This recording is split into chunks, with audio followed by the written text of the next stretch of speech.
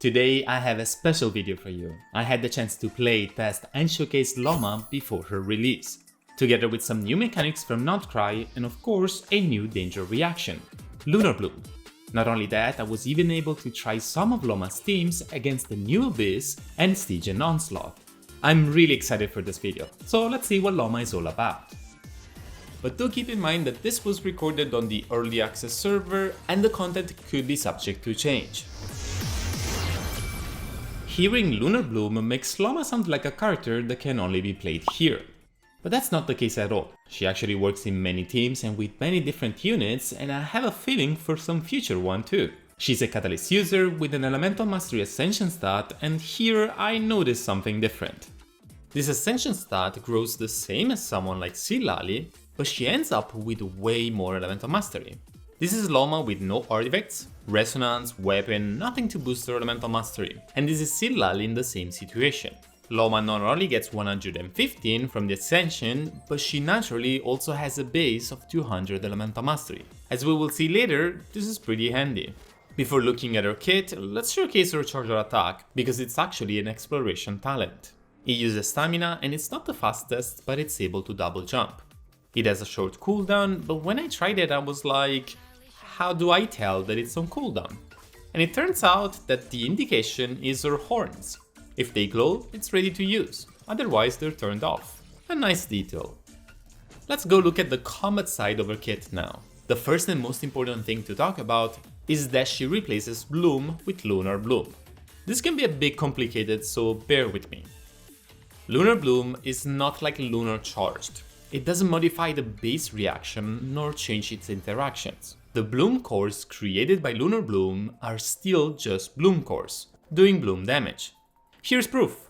We can trigger a simple Bloom with Barbara and Collet, dealing 4680 damage. We then add Lauma to the party. We now have access to Lunar-Bloom, and she also buffs it by 14%. We do the same setup, but the damage is yet again 4680. We can try the same with Hyperbloom, Virgin, or even Bountiful cores from Nilou and nothing changes. There will be other buffs in Lauma's kit, but this is to showcase that the new reaction itself is not doing anything to Bloom. And here you might be wondering, what does it do then?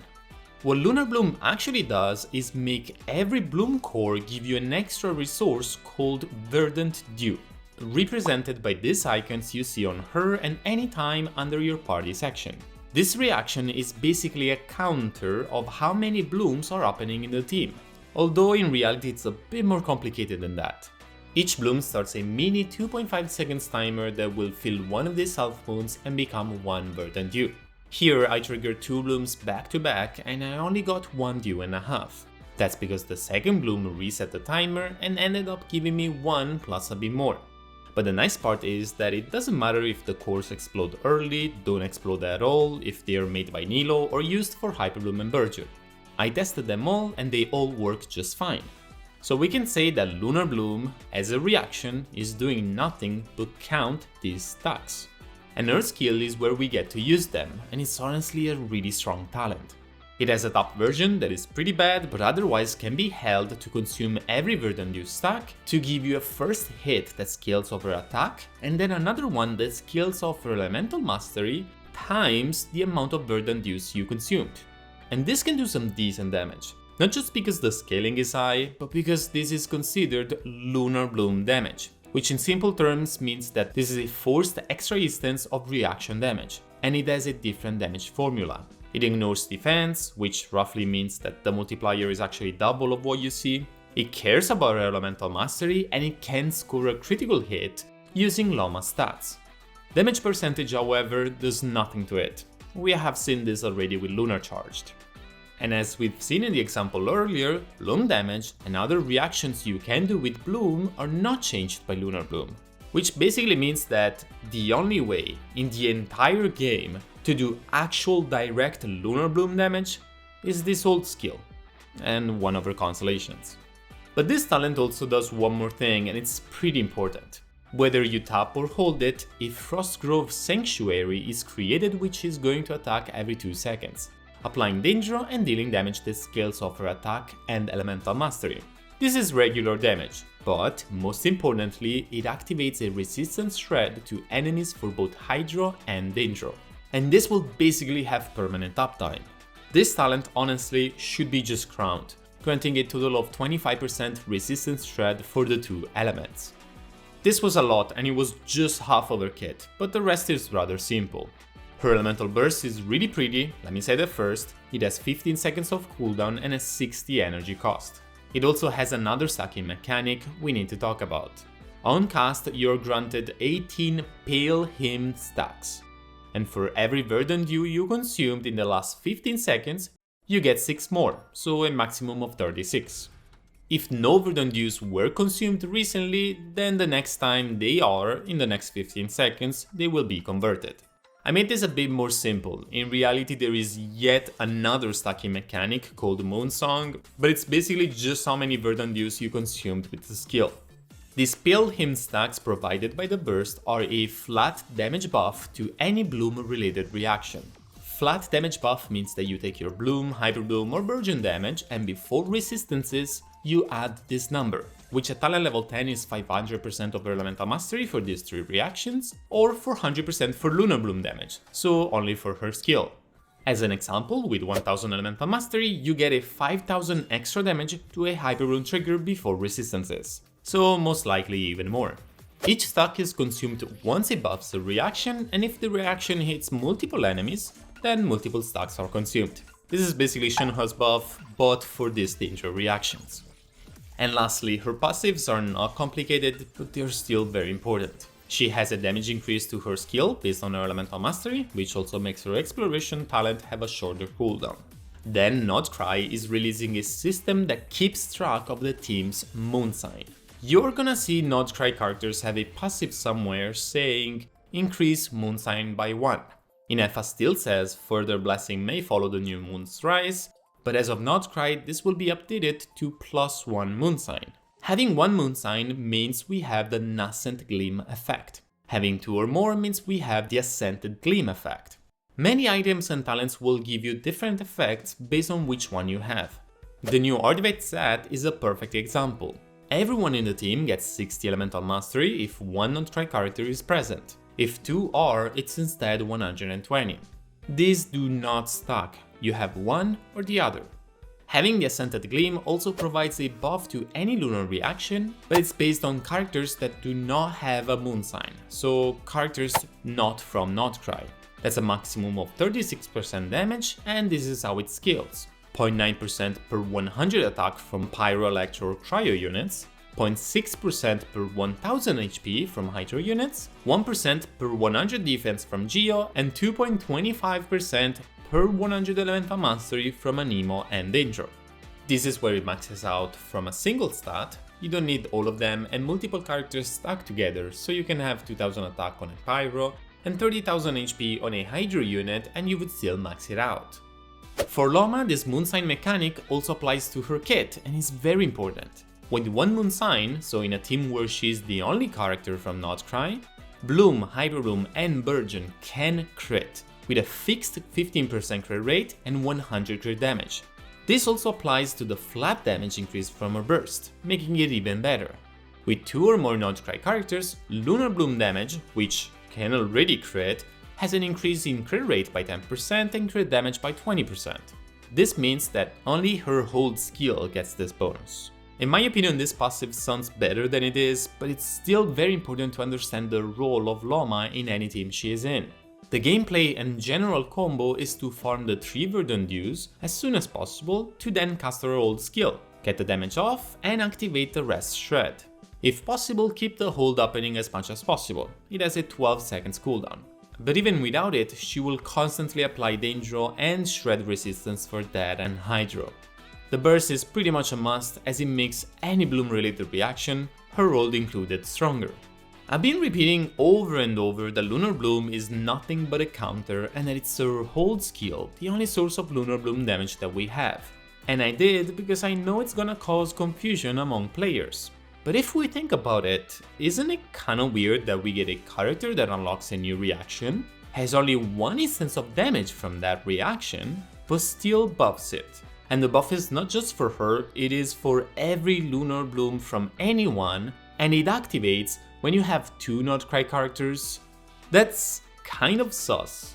Anyway, before looking at builds, I just wanted to let you know that this video might push me to 20,000 subs, so if you find it interesting so far, do consider helping out.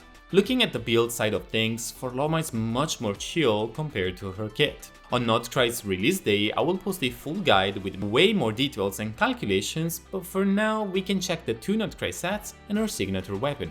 Lauma can actually use both the new artifact sets and more. The supportive set gives her 20% energy recharge and either 60 or 120 elemental mastery to the entire team based on its moon sign, and additionally 10% lunar reaction damage. The DPS set, however, gives her 80 elemental mastery, 10 lunar reaction damage again, and 15 or 30 crit rate based on moon sign, but only when on field.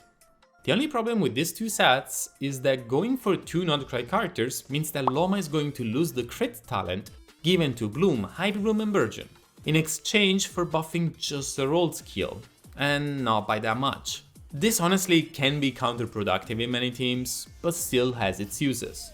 These sets, when she is the solo Nod-Krai character, however, lose most of their value, getting only 15% crit rate from the DPS set and 60 elemental mastery from the supportive set.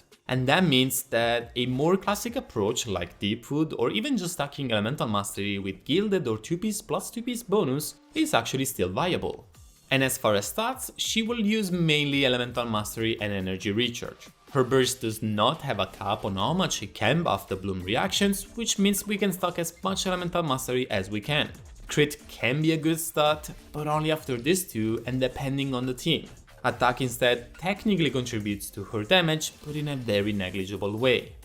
Let's look at her weapon now. This signature is a lot of elemental mastery, like a lot. 264 from its passive, 60 when a skill does danger damage, and surprisingly, even if it does hydro damage. And then 60 more when a Lunar Bloom happens by anyone in the team. If both effects are active, which is extremely easy for Lauma, then a damage increase to Bloom reaction is activated for everyone in the team. 120 Bloom, 80% Hyperbloom and Virgin, and 40 Lunar-Bloom. It also fully works off field. These last damage numbers are elemental mastery multipliers. They go right here, and it's basically as if she was giving the team elemental mastery, but just for these reactions. And we can finally showcase a few teams. Today I can bring you a Hyperbloom team where Lauma is on field, a Neuvillette carry team that looks very promising, and a Nilou team as well. These are not the only things you can do, but are in my opinion fairly diverse examples of her teams. Please take the gameplay as just an example. I have very high ping in this server, and besides, the builds are very limited by the amount of artifacts and their quality. These teams likely perform much better on a good account. In the Hyperbloom team, we can start with 1 danger attack so that we get at least 1 bloom going, so that once we're back we can use her old skill, even if just for 1 Verdant Dew. Unfortunately, you cannot cast the hold without any. Alternatively, we could just give up the hold, at least on the first cast, and simply use her tap to open the fight and get the Rush Red right away. On the bright side, in Abyss, Verdant Dews can actually be kept from one floor to another, so that should help. And this team honestly plays extremely easily. You will keep applying Hydro and Electro for Hyperbloom while Lauma stays on field and provides necessary extra danger application with her attacks to help generate Bloom cores. It feels really strong even for a Hyperbloom team, and I can totally see this archetype come back just because of Lauma. As far as builds and alternatives, of course we will want a Deepwood set on someone, and we could also look at a different Hydro units or even a different Electro trigger. Among the best are going to be Raiden, Cookie and even Ineffa. Choosing Ineffa or Aino would allow this team to tap into the new Resonance, the new Nod-Krai set, and 40 CV for Lauma's old skill. However, I'd consider this a good thing, mostly just in the presence of Ineffa. Otherwise, all we're doing is getting those, but trading the ability for our Hyperblooms to crit. And I guess we haven't really talked about Aino. She's going to have her own video, but damage is definitely not something that she brings to the table. Let's move on to a Neuvillette carry team now. Because if the flat damage coming from her burst to buff Bloom related reaction is indeed flat, that means it's gonna help a bunch regardless of us focusing on the reaction or not. basically having Hyperbloom as complementary damage to an already established damage dealing core like Neuvillette Furina. We might be decreasing their personal damage compared to some other team comps, but we're not even losing the Rash Shred, one of the most important buffs to increase damage. Lauma is giving Dendro and Hydro Shred, and this team absolutely loves it. Even Cookie is technically dealing danger damage because of Hyperblooms. Now, you could also do something else here. Just like the previous team, you can actually use a double Nod-Krai comp and also get another reaction going. We could do so with Ineffa and Lunar charged. Hyperblooms would still happen, we would have a shield and access to the new supportive artifact set. We're playing without a real healer, but the Neuvillette/Furina core can keep up. The Cookie version is definitely a cheaper option, but generally I'd say that Lauma can absolutely benefit Neuvillette and do so greatly. Both these two teams I just showcased have much higher energy requirements for Lauma. It's probably necessary for many builds to adjust for that. That will generally be thanks to an energy recharge sense and sometimes even more. And lastly, of course, we have to talk and showcase a Nilou team. And she's already giving us a good understanding of how this is going to work. Her passive reads, Bountiful Core damage is considered the damage dealt by Danger cores produced by Bloom. Which means that when Lauma is the only character from Nod-Krai, these Bountiful Cores can crit, and her burst will also buff them. We low-key have access to an effect similar to Nahida C2, but at the price of just including Lauma. And if you're curious, in case you do have both Nahida C2 and Lauma, the crit rate gets added, but the crit damage stays at 100%. Including Lauma to a Nilou team is going to represent a fantastic option and upgrade, making it a competitive team even against a single enemy. And since we're playing a comp with another Dendro, Lauma's ER requirements will be much more manageable.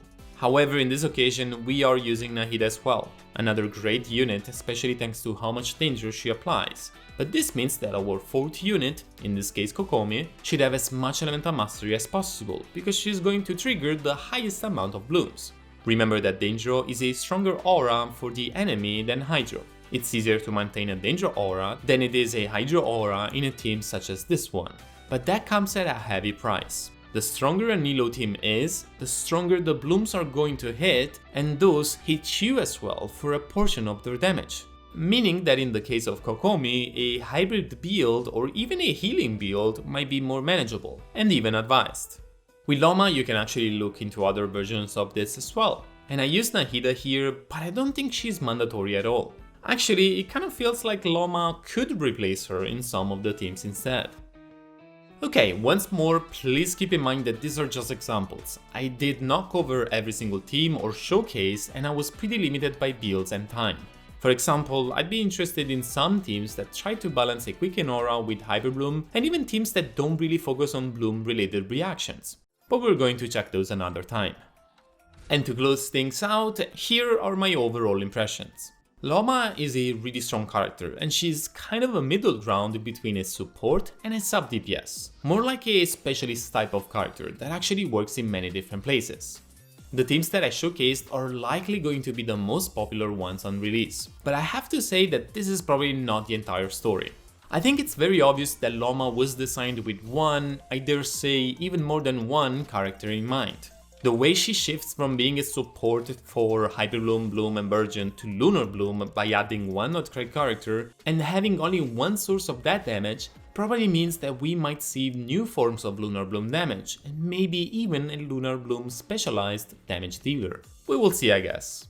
I will release another video very soon on some extra details from the early access server, but then on day 1 of Nod-Krai I will publish a full, more in-depth guide about Lauma. In the meantime, if there is anything you want me to cover or check, please do let me know in the comment section or any of my socials. Thank you for watching, thanks to HoYo for allowing me in the early access, and see you in the next video.